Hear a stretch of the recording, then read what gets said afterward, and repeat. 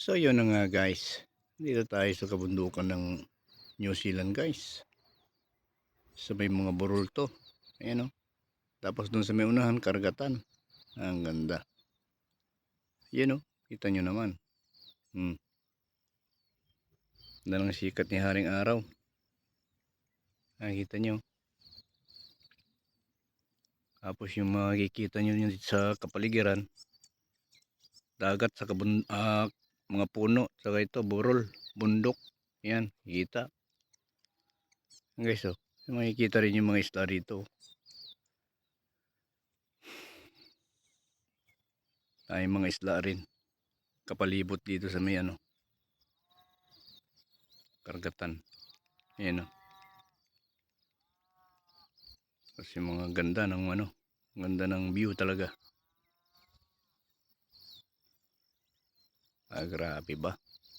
Oh, apakalunti ang kapaligiran guys. Kita nyo naman. Wow na wow sa paningin. Ayan o. Kita nyo. Tapos doon sa may karagatan na yan may mga isla pa. Kita nyo guys oh.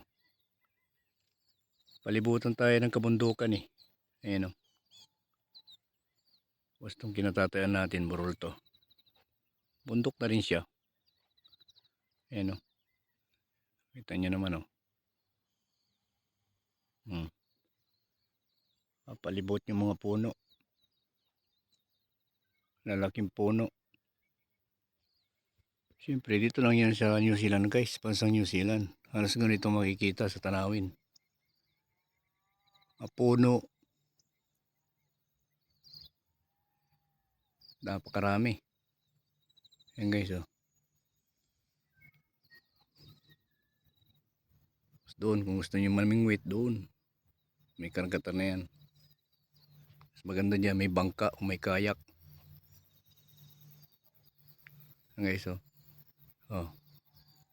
Ito nyo naman. Apaka luwalas ng paningin no guys. Ayan oh.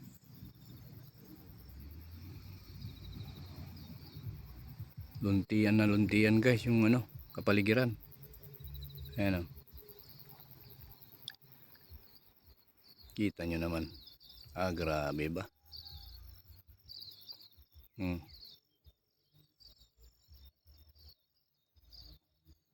Green na green. Sa puno. Ayan. Napaka lunti ang kapaligiran guys no. Dito tayo sa may babaw ng bundok Ayan guys oh. Tapos makikita dyan, matataraw dyan, karagatan. Ayan o. Ayan yung karagatan, daming Pilipino namimingwit dyan. Ayan o, kita nyo naman o. May mga bangka na rin sila, kayak. Para mamingwit. Para makapunta ng gitna ng karagatan. Ayan o. Tapos dito, siyempre dito lang tayo sa kabundukan. No guys?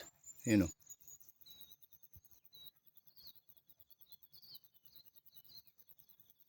Grabing kapaligiran to guys. Mabubusog talaga sa paningin Ayan o.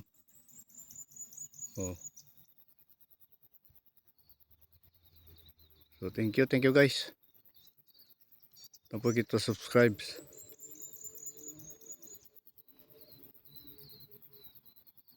Thank you.